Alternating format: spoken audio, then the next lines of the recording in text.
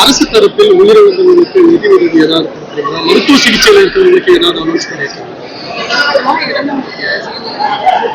இல்ல, எல்லாமே இப்ப இறந்தவங்களுக்கு வந்து நம்ம சிஎம் நிவாரணத்துக்காக பரிந்துரைக்கப்பட்டிருக்கு.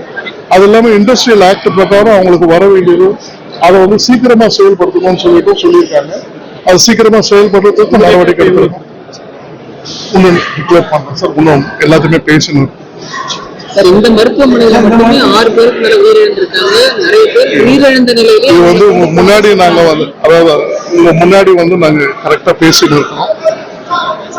பதற்றத்தை தணிக்கிறதுக்காக தான் இங்க இருந்தவங்க உயர் சிகிச்சை சொல்ற பேர்ல வெளியே சென்னை ஹாஸ்பிட்டல் கொண்டு போறதா. இப்ப நீங்க இங்க வெங்கடேஸ்வரா ஹாஸ்பிட்டல் அட்மிட் பண்ணிருக்கோம். வென்டிலேட்டர்ல இருக்காங்க.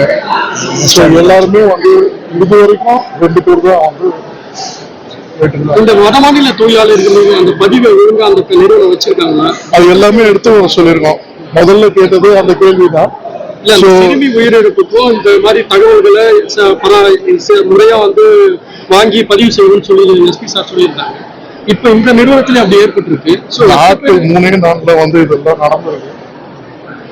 நீங்க எல்லாருமே நம்ம மக்கள் தான், நம்ம அரசாங்கம் தான். நீங்களும் உங்களுக்கும் தெரியும் எவ்வளவுக்கு எவ்வளவு உயிரை நம்ம காப்பாற்றணுமோ, மற்றது எல்லாத்துக்குமே உயிருக்கு எவ்வளவு நம்ம முக்கியத்துவம் கொடுக்கணுமோ அதை டெஃபினட்டா செய்வோம்.